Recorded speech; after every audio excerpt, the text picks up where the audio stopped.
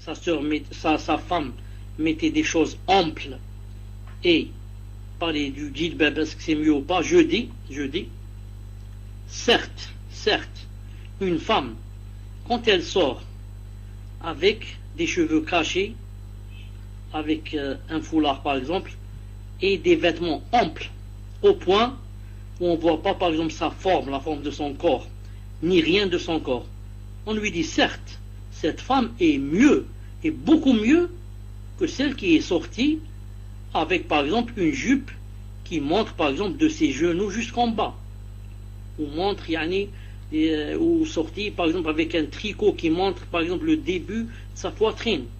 Celle-là qui est sortie avec un vêtement qui cache tout, elle est beaucoup mieux chez Allah subhanahu wa ta'ala que la première qui montre beaucoup de parties de son corps.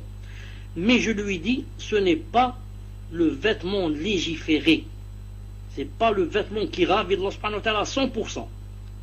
Avec ce vêtement dont tu parles, Allah est ravi de toi, disons à 50%, 60%, par rapport à celles qui mettent le mini, etc. Mais, si tu veux vraiment l'agrément d'Allah subhanahu wa ta'ala, mets le djilbab. Si tu veux vraiment l'agrément d'Allah subhanahu wa ta'ala. Ensuite, quand tu dis, ou ton mari dit, que tu as honte, en fait, il faudrait avoir honte beaucoup plus d'Allah ta'ala que des personnes. Tous les gens du monde réunis ne pourraient quoi? Ne pourraient demain devant Allah subhanahu wa ta'ala te faire l'intercession pour te sortir du feu si Allah ta'ala décide de te jeter dans le feu. Demain, quand on sera debout devant Allah subhanahu wa ta'ala, comme a dit Allah ta'ala, yawma ya'adhu zalimu ala yadih, le jour où l'injuste va mordre ses doigts. Yaqulu ya laytani taba'tu ma'a ar-rasuli sabila. Ya laytani lam attakhidh fulan khalila. Ah, si j'avais suivi le prophète islam.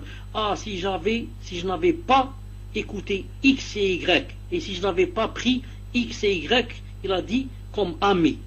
Ce jour-là, tous les amis, c'est pas les ennemis, tous les amis du monde ne pourraient te sauver.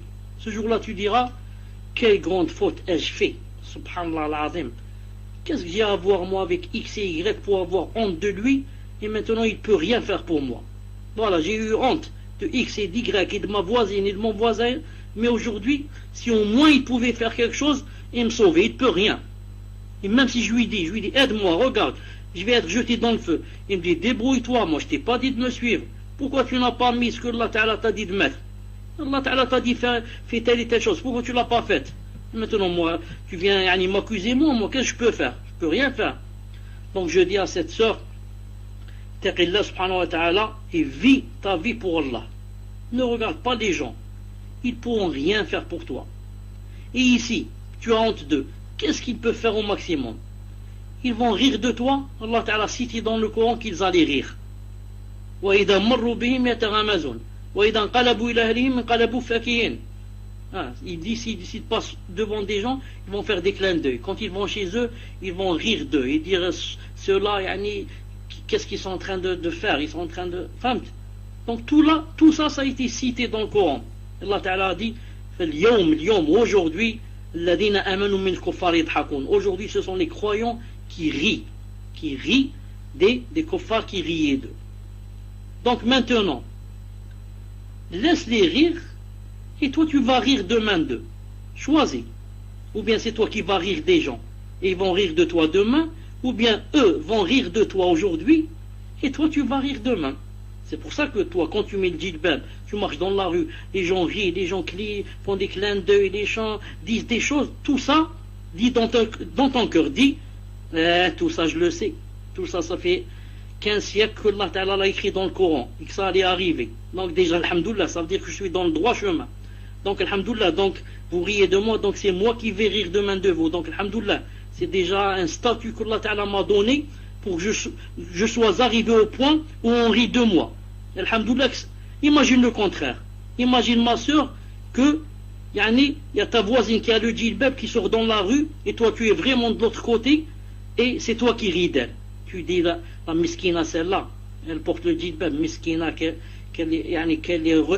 elle a un retard mental et un retard dans la civilisation. Tu dis comme ça, comme ils disent eux. Tu dis miskina celle-là et tu ris d'elle.